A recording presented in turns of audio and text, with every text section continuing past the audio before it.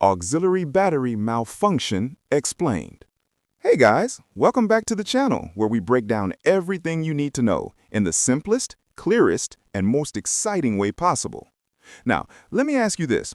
Have you ever seen a terrifying message flash on your dashboard that says Auxiliary Battery Malfunction and immediately thought your car was about to explode? Well, today we're diving into what the heck that tiny secondary battery actually does and why it's failing. And by the end of this video, you'll be able to fix it yourself and save hundreds of dollars. Trust me, you'll never look at your Start/Stop button the same way again. A quick reminder to subscribe, like, and share this video. So, what is it? Think of your main car battery like the power grid for a whole city. It handles the massive job of starting the engine. The auxiliary battery is like the dedicated backup generator for just your most important devices. It's a small 12-volt unit found in many modern tech-heavy cars. Its job? To run specific, sensitive electronic systems that need constant, stable power, like your start-stop engine function, your emergency braking assist, or making sure your radio and map screen don't reset every time the engine momentarily shuts off at a red light. The symptoms and the causes. How you know it's dying. You'll see the dashboard warning, but here's what you'll feel. Start-stop system failure. This is the big one. If your car usually turns off at a traffic light and then doesn't, or it says function unavailable, that's the aux battery being too weak to handle the restart load. Flickering electronics. Your interior lights, radio, or navigation screen might start acting glitchy. Accessory problems. Features like power windows or the sunroof might be slow or wonky. The three main causes. Why did this little powerhouse fail? It usually boils down to one of these three. Cause 1. Natural death. Battery age. Just like your main battery, the aux battery is only meant to last 3 to 5 years. It constantly cycles, and eventually the internal chemistry just gives out.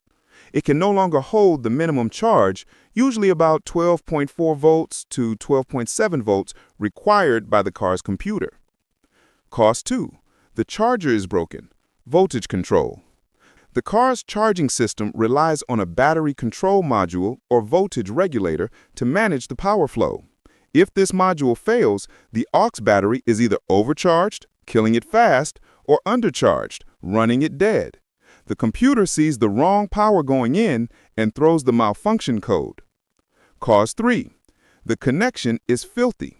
Corrosion. If your terminals have that white, crusty green gunk, that's corrosion. That gunk acts like a wall, blocking the proper flow of electricity. It can't charge or discharge effectively, so the computer registers a malfunction because the voltage reading is unstable. If you're liking this video so far, make sure to subscribe to this channel and hit that like button. Time to put on our DIY gloves. Here's the step-by-step to diagnose and fix this, starting with the easiest. Step 1. The visual and quick fix. Free. Locate it. Your aux battery is probably not under the hood. Check your trunk near the spare tire, or sometimes it's under the passenger footwell or glove box area. Consult your car's manual. Inspect and clean.